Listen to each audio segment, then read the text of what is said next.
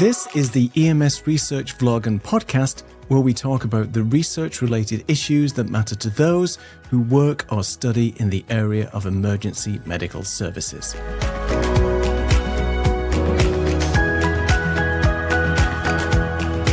Your host is Bram Duffy, who is a paramedic and communications professor.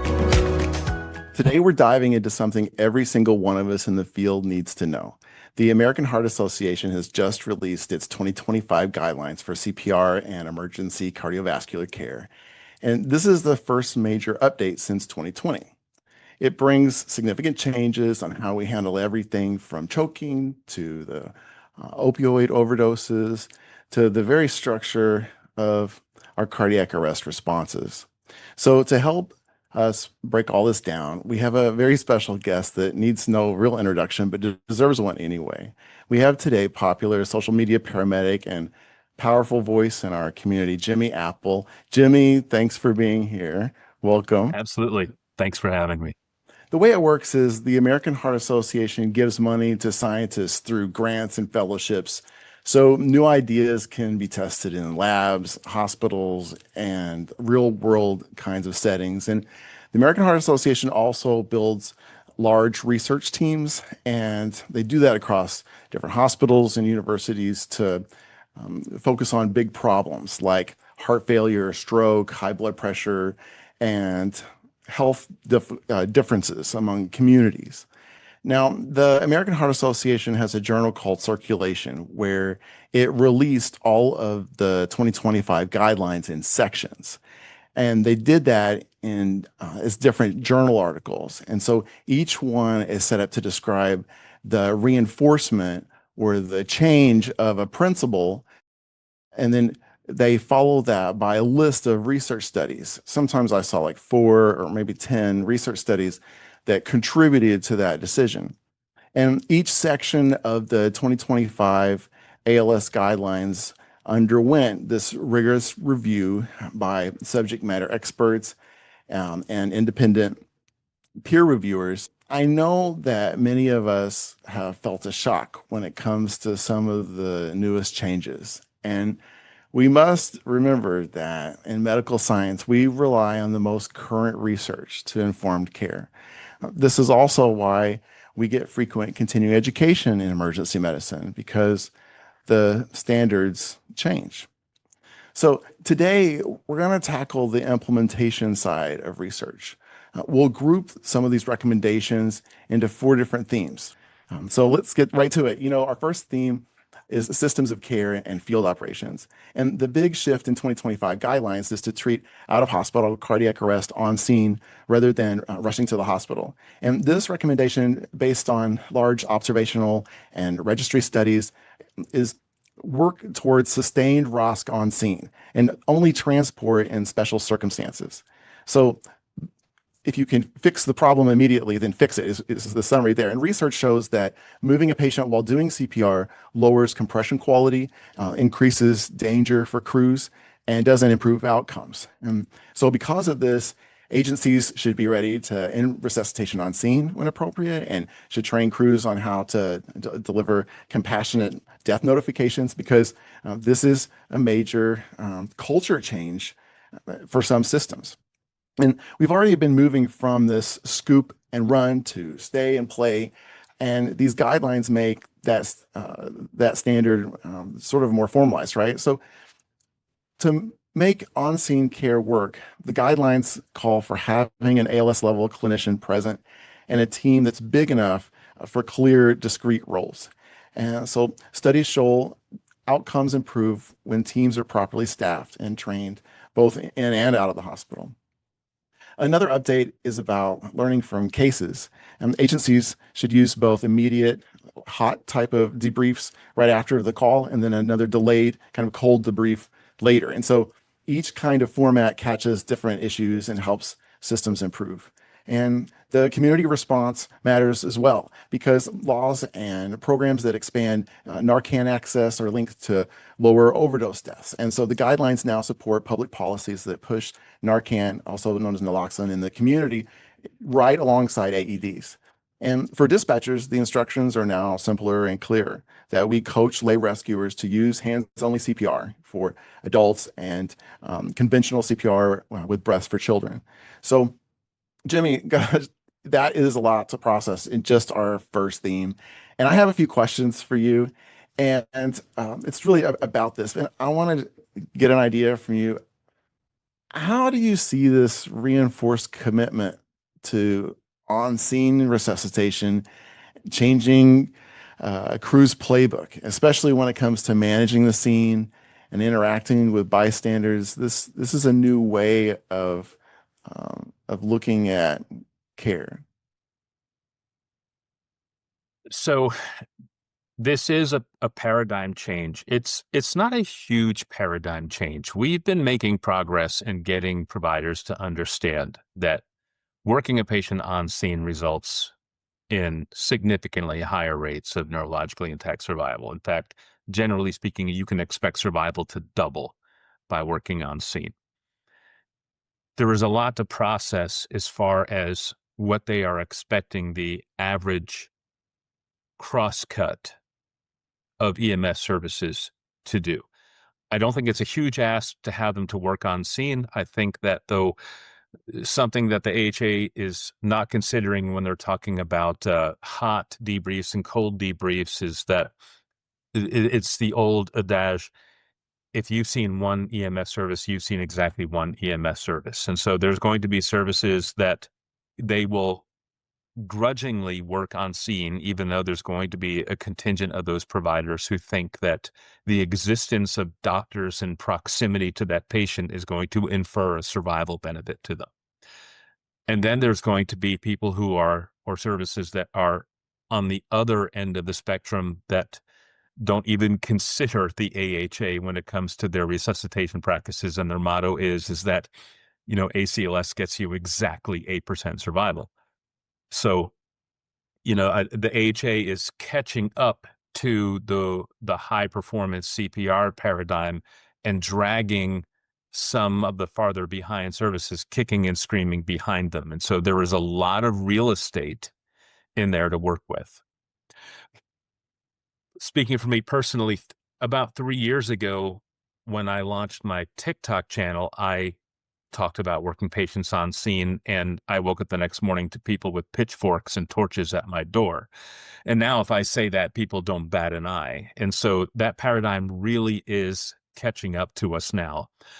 Where you have to make some progress there is with just some mindsets and some cognitive roadblocks. One of them being, of course, what we would call the resuscitation fairy, which is what is at the hospital that magically improves survival. If you transport, we have to get out of the mindset that the resuscitation fairy exists. We have to get better at death notifications. That is a huge thing, and something that was mentioned in the new recommendations was about compassionate death notifications. And there's some people out there doing good work and attempting to educate EMS providers on compassionate death notifications, Alex Jobber being one of them. As far as scene management goes, there is a huge hurdle in getting people to concede that family members will accept this, and they will accept it, and they have accepted it. But there is a number of providers who they haven't gotten there yet. They don't think family members will accept it. And so they have in their mind this construct of the violent scene of family members attacking EMS crews. And there are places where you're going to go where the notion of you not transporting that patient's family member is going to create an unsafe environment, and you really have no choice other than to get the patient out of there and get moving for your own safety. However, that is not nearly as frequent as people make it out to be. I think most people are conflating upset family members with violent family members, and more often than not, when you have someone, and this comes down to your team configuration, when you have someone that is actually interfacing with the family members, and that is their role, we find kind of what the Joker says in The Dark Knight to be true, that nobody panics when everything goes according to plan.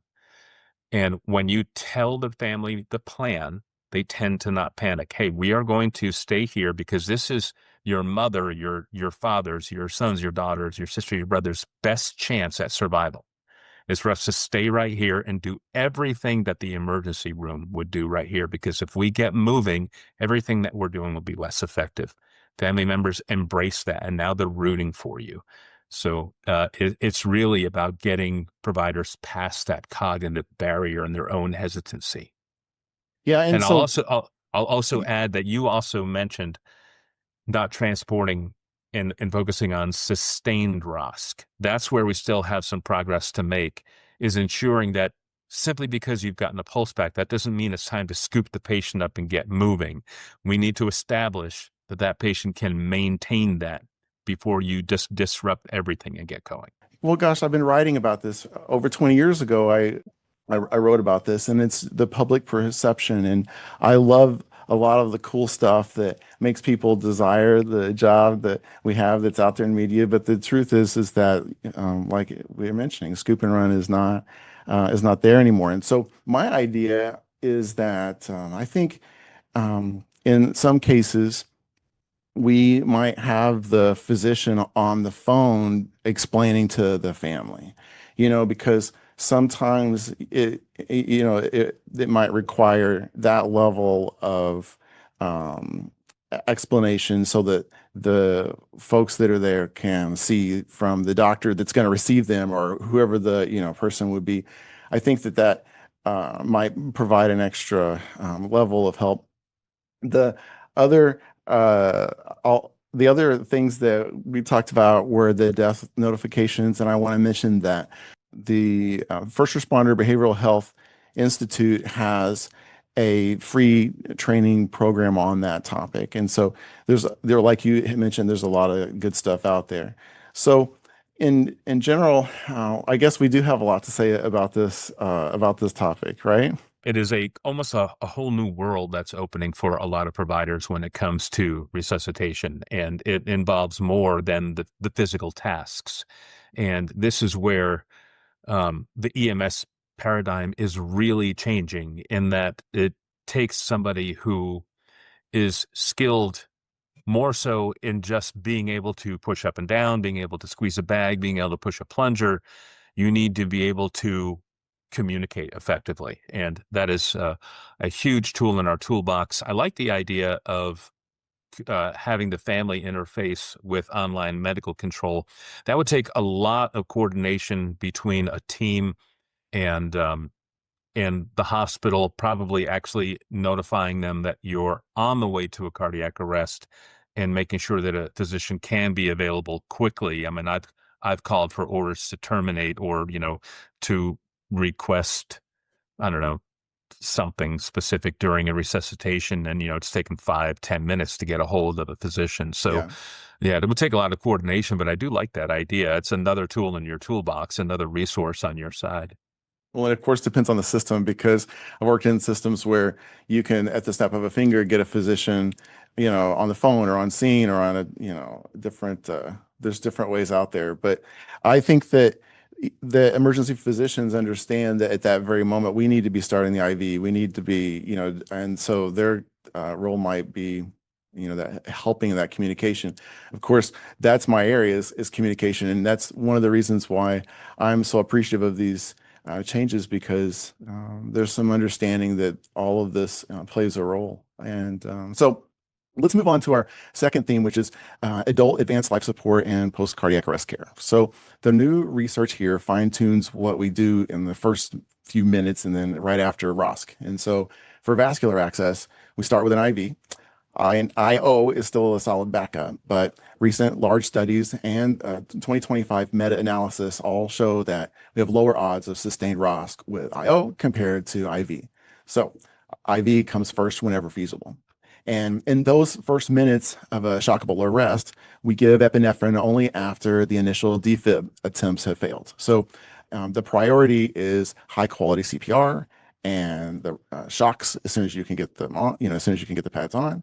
And the guidance also confirms that vasopressin does not add benefit necessarily over epinephrine.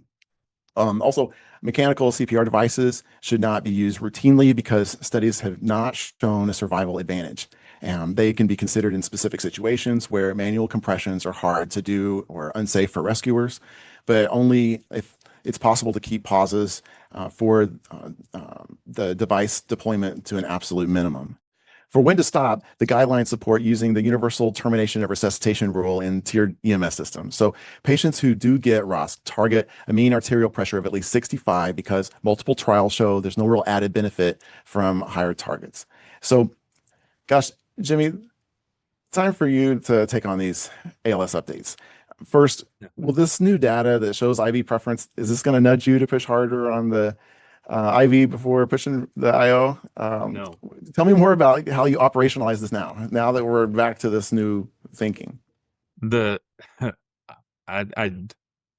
the data that the AHA is relying on. I mean, I understand that systematic reviews and meta-analyses are the highest form of evidence on the hierarchy of evidence, but those systematic reviews and meta-analyses are only as good as the data that it's covering. So we have to cover a little bit of history of the research that we have on IO versus IV or IV versus IO and cardiac arrest. So our first initial data sets that came in on this showed significantly higher survival rates with patients with IV access as opposed to IO access. However, these data sets were coming in at a time where IV was the dominant access in cardiac arrest, and IO was seen only as a backup route for failed IV attempts. And so after critical analyses of these papers, it was understood generally by everyone that it was just these really sick patients that were getting IOs. And so they were just less likely to survive overall. They were in a poor state of health to begin with. And then since then, we've had some other papers that were kind of like retrospective in nature, not anything that were large RCTs. The only good data that we have on this, the only well-designed large RCT that we have on this is the Paramedic 3 trial from a year or two ago that came out of the UK, which compared survival, including neurologically intact survival, ROSC and everything when it came to IV versus IO, and there was no statistical difference. And it established the fact that IO was a legitimate first-line route. And that is really the only strong data that we have that speaks to this. Also consider that we have data that demonstrates that from time of EMS arrival to time of delivery of epinephrine to central circulation, that IO is significantly faster and first pass success rates are significantly higher with IO.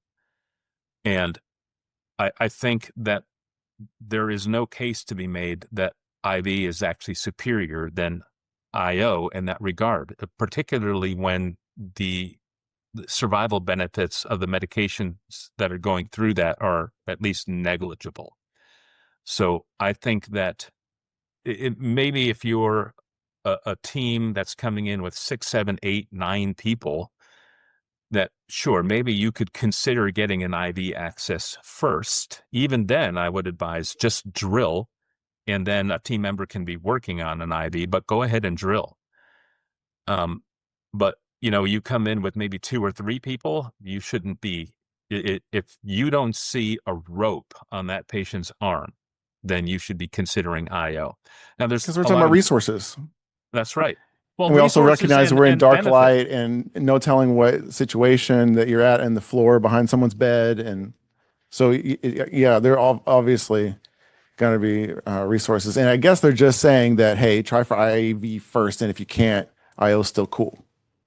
Well, yeah. And what I would say is that this is antithetical to the AHA's mission, actually, because they have worked so hard to streamline this process, right? You mentioned vasopressin.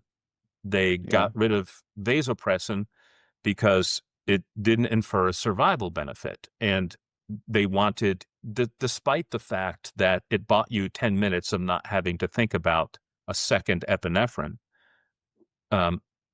they got rid of it because it streamlined the process. Well, if you are a team with 4 personnel and you have all these priorities, and you look at a patient and you don't see anything that you can get, now you are wasting resources, and your process has become unstreamlined.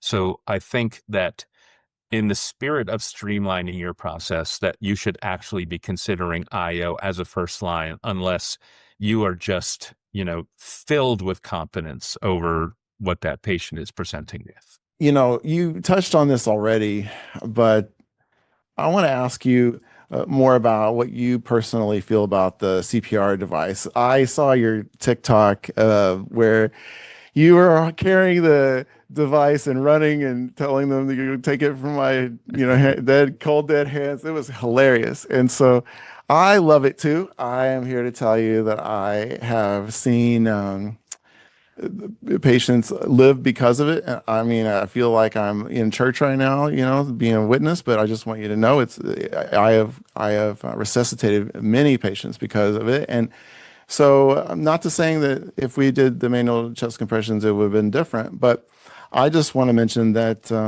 we do know that it is a help. And I kind of liken it to right now in my head to back when we gave high dose epi and we saw people that converted and lived until we got back to the station and then died in the ICU. And now I'm not sure that this is obviously not quite that aggressive, but I'm thinking about it in comparison sakes. Nonetheless, I saw your TikTok on it.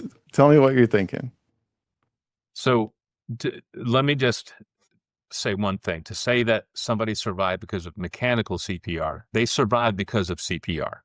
Right? Correct. Thank you. There's multiple ways to perform CPR. You can perform manual CPR and mechanical CPR. The HA is saying that they don't prioritize it because it doesn't infer a survival benefit, but it is a very powerful utility. And so I think that they dropped the ball here. I think that there should be an acknowledgement that we are not unringing this bell when it comes to mechanical CPR. When you have 2 to 3 people show up on a code, you cannot run a 30-minute resuscitation with only those 3 people doing CPR. They are going to be done in less than 10 minutes. Yes. And if you're performing compressions properly, everyone should be rotating and giving themselves break, but still they're going to be exhausted. You have 2 people that show up on a scene, you work in some rural area, you're just not going to run a good resuscitation without that mechanical CPR. And so I think that the people in the field are driving this paradigm. They have made it very clear that this is a utility that they are not giving up simply because of the fact that it does something that is exhausting to them. And so we are not going back. Now, to services that have a large number of providers and who are familiar with the data that come out of systems that perform high performance CPR and who have a commitment to, high quality resuscitations and a commitment to the data, they probably can be talked out of prioritizing CPR. In fact, they would actually need to be talked into prioritizing it. Seattle attempted to incorporate the Lucas, and to quote one of the people that I talked to who were involved in a resuscitation academy, they just wanted to go throw them all in the trash. Tom Boothele with Hilton Head Fire Department incorporated high performance CPR, and their resuscitation rates went through the roof. They tried to incorporate the Lucas, and immediately it just gimped their survival rates. And there could be there could be a training issue there, but there is room for a lot more improvement with manual CPR than there is for mechanical CPR. Mechanical CPR is doing only exactly what it is designed to do, which is to just push up and down. Yeah. And it may not be pushing up and down in the exact right place, and it may be tilted backwards, it may be tilted forwards, it may be wandering, it may be over the left ventricular outflow tract, and it has a very small margin for error when it comes to that piston, whereas if I'm performing compressions, I have these two hands here pressed on your chest. And even if I'm not quite in the right place, I still have kind of a plate-sized object that's pushing down on your chest. So I think there's a greater margin for error with hands, and there is a lot more room for you to improve and continue to do better. In fact, I know that Yeah. Austin Travis County actually did a study where they compared outcomes to a strategic use of mechanical CPR. They came up with a plan for placing it quickly, and their survival rates dropped with the use of the Lucas as compared to high performance CPR. So just like everything else is situational, but it is a valuable utility for many people, even for an on-scene resuscitation, and it's not going away. Yeah, and I can tell you that I appreciate it because it allows everyone to be able to think clearly and not have to do an extra adrenaline physical activity on top of the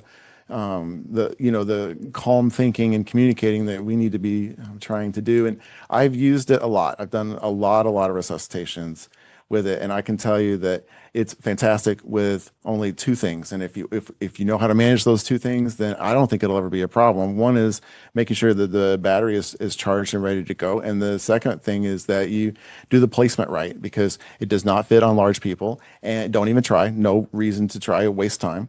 And it has to be positioned correctly, because the body might move just a little bit and require that repositioning. So you just have to keep an eye on it. But my goodness, I've seen the development of them all the way through now.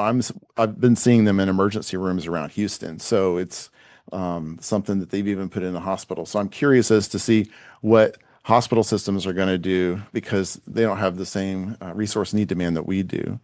But it's They don't, really and they don't interesting have the role. same commitment to training when it comes to resuscitation. And I don't mean, and I'm not disparaging hospitals. They have, particularly like emergency rooms and ICUs and stuff. They have to be, you know, Perfect. Yeah. they have to be responsible for knowing and doing a lot of things, whereas EMS can focus in a little bit more on some very specific things. Like EMS owns resuscitations for sure. I don't think anybody would argue with that. In-hospital survival rates with the use of mechanical CPR, according to data, is lower. And that's most likely has to do with the fact that they just don't train on the devices the way that EMS trains with the devices. I would really like to see another RCT when it comes to mechanical CPR, considering as much training as we've done with these devices now. A lot of this data that we're working with in mechanical CPR is a lot older, and some of the data comes from in-hospital use. There's some people that think that it all comes from in-hospital use, but that is absolutely false. There's plenty of data that comes from the field, but I would like to see data comparing the use of mechanical CPR to manual CPR with a properly trained crew, a large RCT. Well, I agree. Don't take it away. But now let's move on to our third theme. We're talking about pediatric and neonatal updates for EMS. And the headline in pediatric BLS is to minimize interruptions during CPR. Registry data shows that more and longer pauses, the lower the chance of ROSC. So keep pauses under 10 seconds. For infant compressions, the old two-finger technique is no longer recommended based on simulation and observational studies. So we now use the heel of one hand or the two-thumb encircling hands technique instead. There are important challenges to think about when we look at how choking is a new protocol. For children, we do repeated cycles of 5 back blows followed by 5 abdominal thrusts until the object comes out or the child becomes unresponsive. For infants, we do repeated cycles of 5 back blows and 5 chest thrusts. For children, starting with back blows is sort of a change from prior teaching. In pediatric ALS, we give epinephrine as early as possible to those non-shockable rhythms. If there is an invasive airway in place, then we really look at entitled CO2 monitoring to monitor the CPR quality. We know that values of 20 and higher are associated with better outcomes, but don't use any single entitled number by itself to really decide when to stop resuscitation. It's just consideration. And if an arterial line is present, the guideline now is to include the diastolic blood pressure targets so that we could guide care. In a neonatal care EMS setting, ventilation comes first. It always has, really. And we place the pulse ox on as soon as possible whenever providing respiratory support. So in pediatric non-shockable arrest, Jimmy, what does early epinephrine look like operationally on the ambulance? What barriers do you anticipate? So it's kind of like, do we have it drawn up ready before we walk in the door? Yeah. What are your thoughts? Well, I'll let you in on a little secret when it comes to EMS and epinephrine, which is in reality, yeah, when the EMS team arrives on scene, I don't think people are considering the administration of epinephrine and the timing that ACLS recommends. I mean, people are just doing, it's kind of like the movie title, Everything Everywhere All at Once. Yeah. That's kind of what's happening. And so if you get a crew of, between 5, 6, 7, 8 people on scene, epinephrine is getting in very quickly because somebody has been assigned the role to get access. Somebody's drawing up medications and handing them out. And so epinephrine could be in within a minute or two, even though it may not at one point, depending on whether you're an adult or pediatric, it may not have actually been indicated even yet. You may not have defibrillated yet or anything, but it just goes in because cardiac arrest. But if there's a crew that has only 2 or 3 people, their priorities are going to be starting compressions and ventilating, and the getting the IO or the IV is a secondary consideration. And that's not even with the considerations of the challenges of getting access on a pediatric. I mean, even IO access can be challenging on a pediatric, depending on how old they are, which is why distal femur is starting to become a great route because it's a really solid area to get on them. But in reality, the logistical challenges are just time to task challenges. So, getting IV access, getting IO access, drawing up medications. And so this is why we're starting to see studies with IM administration of epinephrine, not only in pediatrics, but adults. And we're seeing that this could be a very viable route, particularly for resource-starved teams, where you just come in and even the person starting compressions can just kneel by the patient, jam a needle in their thigh, I and thought then you were going to say heart. yeah, well, that would be super cool, kind of like Pulp Fiction style. Yeah. But jam a needle in their thigh, and then they can get right to compressions with almost no delay. And if, I think we probably will get to a place where we're going to be doing epinephrine auto injectors, because I think you're going to see a greater emphasis on earlier epinephrine all around and not just in pediatrics.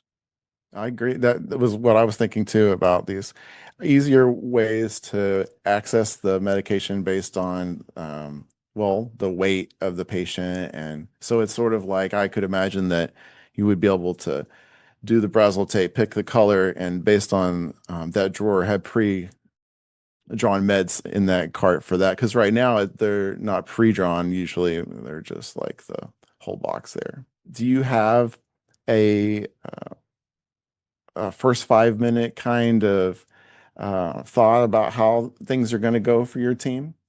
And a pediatric arrest? Yeah. Yeah. Well, I mean, the biggest tweaks are going to be having video laryngoscopy.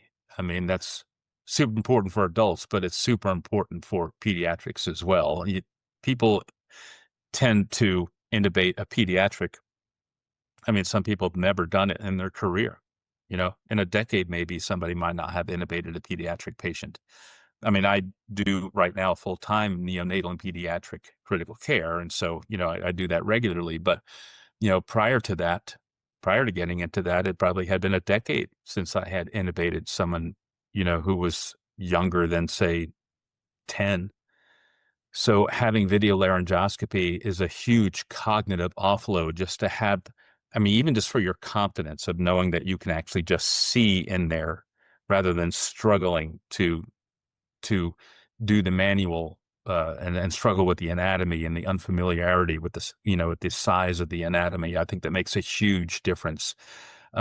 consideration even of early SGAs if either you don't have video laryngoscopy or you have an established competency in adult intubation, let alone pediatric intubation. But I think overall, I think we're also going to see an emphasis on SGAs simply as an airway, an immediate airway adjunct. And it doesn't preclude intubation later, but something that we have to consider is that we're ventilating these patients, and in many cases, we're not using manometers and we have no idea the pressures that we're using. And so on these patients, both adults and pediatrics, if you exceed, 22, 23 millimeters of mercury, that's the critical opening pressure for the gastric sphincter. And that's the path of least resistance. And so, and it's very easy to fully inflate pediatric stomachs. You're not working with a whole lot of volume there. And so now that's impeding on intrathoracic pressure in both adults and pediatrics, but that can become a problem very quickly for pediatrics. And so I think that even on pediatrics, kind of the early SGA, we might start seeing that happen too. I mean, we've kind of accepted as a paradigm in adults. I think you might start seeing that trend down towards pediatrics as well, so we can better manage that gastric insufflation. And so, from what I understand of my reading so far, these ACLS changes are basically saying that we ventilate to see chest rise. As soon as the chest rise, you're done, right? So that's basically, I think, how There they're is handling it right no now. correlation to chest rise and adequate tidal volumes. That is not data driven. You should be using some sort of device at this point that's telling you the tidal volume that you're delivering, or using a device that cannot deliver excessive tidal volumes and or pressures. So tell me more about that with infants. How is that? Well, Because we have a bag valve mask, and we know that that's what we're putting in right then, right? We know that that's the 100 C, Sure.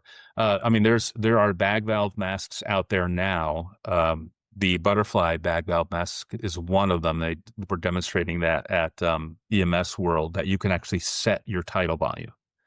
And so you can set it for neonates, infants, toddlers, that sort of thing, to make sure that you don't exceed the appropriate tidal volume. But then there's also devices, small devices that you can put in line with your BVM and your advanced airway device that will tell you the tidal volume that you're delivering. So, in fact, the Zoll, I don't know if it's the current monitor or the one that's coming, the Xenix. I think the X series had this now, that they have tidal volume guidance as well. So, and when half, I don't know what Zoll's market share, but they're really catching up to Stryker, and you have that technology right there. We should be using some sort of technology to actually guide our tidal volume. What we see is people talking about, it used to be, how nice is the ambulance when you wanted to go work somewhere, and then it was moved on to, well, how do the protocols match up, or do they allow you to do your job when you need to, or do they allow you to think on your own? And now I think we're looking at stuff like this, these really cool tools that we see might be able to make a big difference, especially because now they help with quantifying things that help us understand these different aspects of CPR. Well, now we're on to our final theme, which is really the special circumstances. And we're going to talk about airway management, LVADs, pregnancy, and some opioid related care. And the choking update in kids now also applies to adults. So for a severe airway obstruction, we do repeated cycles of 5 back blows followed by 5 abdominal thrusts. These observational studies suggest that this approach clears the blockage more often and causes fewer injuries than the abdominal thrusts alone. So use chest thrusts instead of abdominal thrusts in late pregnancy or whenever you can't safely get around the abdomen. For the patients with a LVAD who are unresponsive and show that they don't have good perfusion, we do now start chest compressions right away. So the LVAD is a left ventricular assist device, and it's whether it's pumping or not at this point, whether it causes trauma or not at this point, we are going to prioritize making sure that perfusion happens because we're thinking that while one rescuer begins compressions, the second rescuer should check the device for alarms, for power, the connections. And so the balance of a risk and benefit favors restoring perfusion fast. For cardiac arrest in pregnancy, we prepare for a resuscitative delivery as soon as an arrest is recognized. And the goal is to complete that delivery by 5 minutes. So that's the emergency, that's the new emergency ideal. Finally, for opioid related emergencies in suspected opioid associated cardiac arrest, giving Narcan or naloxone may be reasonable as long as it doesn't delay or interfere with high quality CPR and providing breaths. So that's still where the focus is getting the patient's blood moving and oxygen in there. So the evidence for Narcan in true cardiac arrest is sort of mixed, but its benefit in respiratory arrest from overdose is obviously clear. Patients treated for overdose should also receive leave behind Narcan and instructions on how to use it. And that's all part of the new guidelines. Jimmy, talk to me about this. What message do you have to your teams who have these kinds of devices? Well, as far as the LVAD goes, pump, baby, pump. Yeah. If your patient is, I'm going to say, if your patient is pulseless, but your LVAD patient probably is going to be pulseless, even if they're just standing there talking to you, because it doesn't generate a pulse. But if you believe that your patient is not perfusing, you have no evidence of perfusion through whatever diagnostics that you have, and the patient's mental status or level of consciousness or whatever, then you should be performing compressions. Mm-hmm. There was a fear instilled in providers, more than a decade and beyond that ago about performing compressions in LVAD patients. The fear was that it would dislodge the device. However, multiple observational studies have failed to produce a dislodged LVAD from chest compressions. And there's even a case study of a patient that received mechanical CPR with the Lucas device, not a compression band system like the Autopulse, but with a piston device for hours. And it didn't dislodge the device and it didn't damage the device. And so you should have absolutely no hesitation about performing chest compressions in someone with an LVAD if you don't think that they're perfusing. Yeah. None whatsoever. And I've been in this situation before, and it's a very stressful moment to look at the monitor and look at the patient and realize that you are not sure if this is PEA or not, but they are not perfusing, right? And the skin color, level of consciousness, those kinds of things are indicated, and indicating that. And I know that for a while we were just looking at basically doing chemical codes on these folks with the extreme concern that these, things would be dislodged. But like you said, I haven't heard of a case of something like that happening. So Yeah. And there's another word for a chemical code, which is not a code. I know. Yeah. Yeah, right. Yeah. The notion that, okay, we'll just dump some epinephrine in there and just, pray, it would, even if even if half of your patients had a dislodged LVAD, I think that, it's still better than nothing. Uh, Yeah. I probably shouldn't say that, but I would think that even if there's a risk of dislodging the tube, there's a greater risk of not doing anything at all. And this is one of the things where actually having something like point of care ultrasound on that truck can help you with as well. Start compressions, but then you can look and see if there's actual cardiac wall motion or not. Yeah, and that actually pushes right back to where they're saying if we have an intervention that we can make, if we can figure out out of the H's and T's we need to where we need to make an intervention, then do it right then. So that is another tool that gives us that.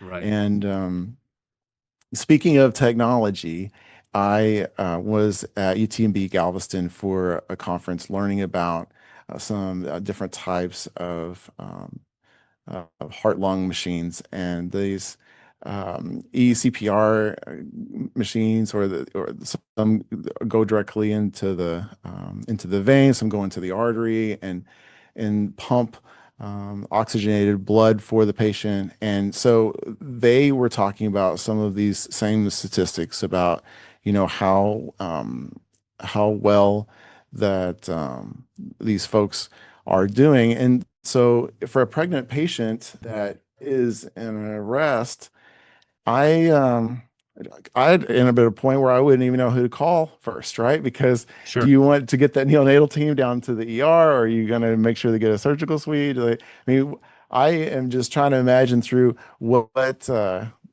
this is going to look like in hospitals to implement this, because in my mind that means that this is a surgical team response. So tell me Yeah. how you feel like this is going to go down. Well, so we have to break this down into two different paradigms. There's the in-hospital paradigm and the out-of-hospital Hmm. paradigm, right?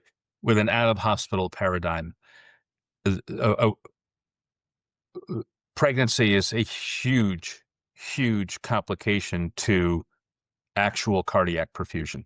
Like you cannot, Hmm. like you getting past like the 20-week mark, you cannot adequately perfuse the mother's heart with Hmm. CPR because there's too much fetal blood volume, which is why, we're starting to see a lot of attention paid to what's called the resuscitative hysterotomy, where they essentially perform a salvage operation on scene and just brutally surgically remove the fetus in order to reestablish maternal circulation. If you aren't a minute or two from the hospital, the odds are overwhelmingly, and you're not able to perform a resuscitative hysterotomy, the odds are overwhelmingly against maternal survival. And even considering the fact that they have eCPR, if you can't like literally just like if you were an EMS crew that was just in the ambulance bay, and there was a maternal arrest that happened right in front of you, and you were able to just drag her into the room where they have the ECMO machine set up and they can perform eCPR, the odds are overwhelmingly against a good outcome there. So, um, it would probably make more sense for services to consider, either allowing a well-trained crew to perform a resuscitative hysterotomy or to have someone who can get to the scene quickly from the hospital to perform a resuscitative hysterotomy rather than to consider, like activating ECMO. Um, yeah, And of course, we know that the studies that I just mentioned were for patients that were already in the hospital. yes. So it was just a matter of like, telling the crew, okay, let's do it. But for us, yeah, it's not the same. And I know it's a scary thing to imagine doing that procedure in the field. And I know that it's been questioned as something that we're not qualified for. And even though I've delivered babies, that's definitely out of my, C-section's out of my scope. But that doesn't mean that I couldn't learn, and it doesn't mean that it might not actually save lives. Yeah, I mean, I'm not unaware that the notion of empowering your field paramedics to perform something that invasive and brutal is a huge ask. That's not lost on me. I mean, I don't think we're going to see widespread implementation of the resuscitative hysterotomy. Not yet.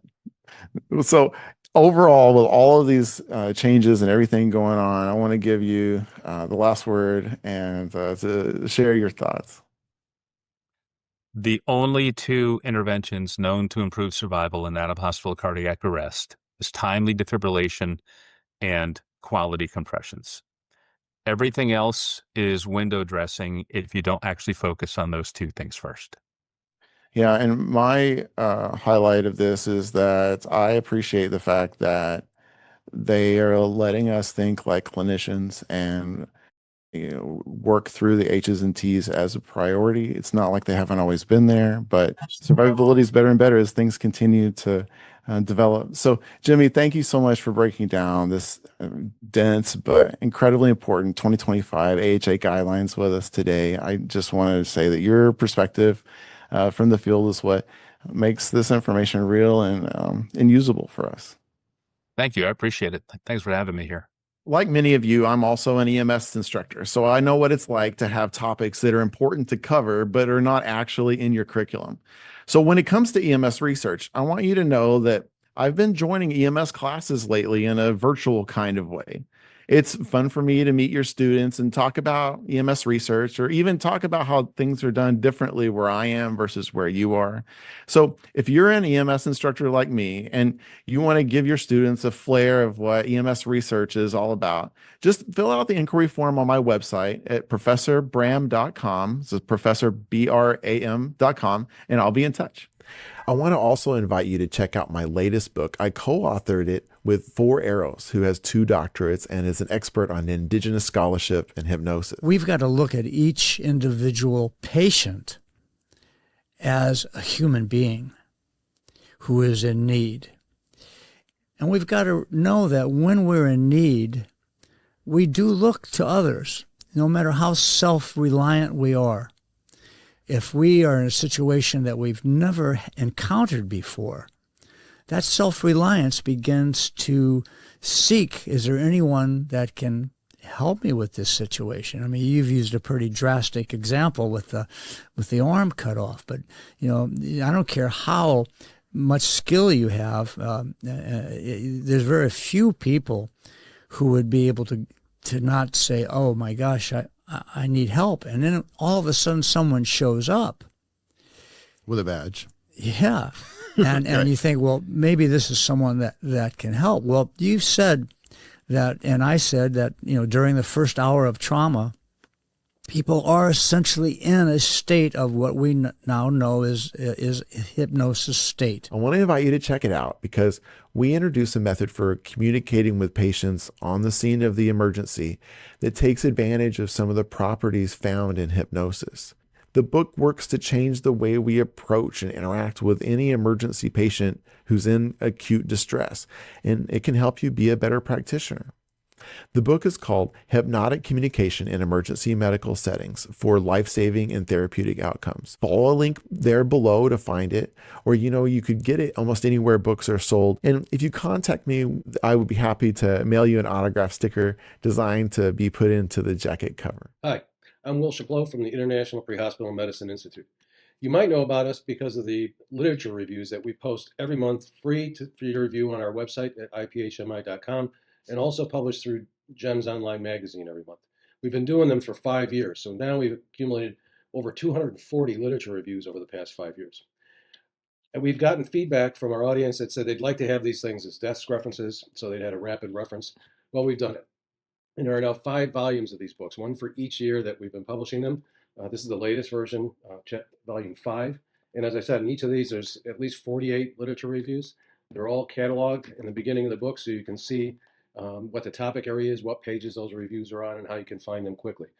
And again, these are a great reference, whether you're putting a lecture together, working on a paper, studying, whatever it is. This gives you the depth of field of the science that dictates what we do in the field, or what we should be doing in the field, or why we've changed the way we do things in the field. In any event, as with all of our publications, we've priced these because we want you to be able to have this book. It's only $4.99 in the hard copy here, and all 5 of them are available at that price. But you can also get them as ebooks, and they're available as ebooks from Amazon, from Apple, from Barnes & Noble, wherever you get your ebooks for the price of $2.99. So again, we don't do this with an aim towards getting wealthy. We do these because we want you guys to be able to have these materials, relevant information, affordable information, and an access so you can get to it. So you want the hard copies, go on Amazon, $4.99. Go to your ebook store and you get it for $2.99. If you're in the business, this is the kind of material you want to have around to settle those firehouse arguments or to help you put your materials together. Thanks again. See you all soon. I'm doing a research project related to first responders who live in the United States, and I could use your help if you don't mind being interviewed over a video call. Go to my website and fill out the form. It's at professorbram.com, professorbram.com. I just want to thank you for listening, and I look forward to sharing more insights with you in the next episode. If you enjoy EMS research, please tell your friends and like, share, and subscribe to help others get the message.